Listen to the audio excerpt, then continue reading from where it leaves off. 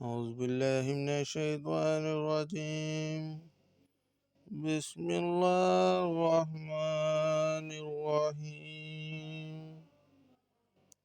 اللهم صل على سيدنا محمد وآله وعترته بعدد كل معلوم لك.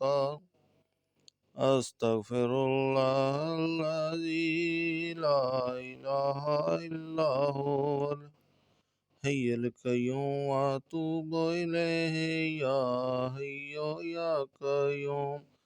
اللهم صل على سيدنا محمد وآله وعترته بعدد كل معلوم لك.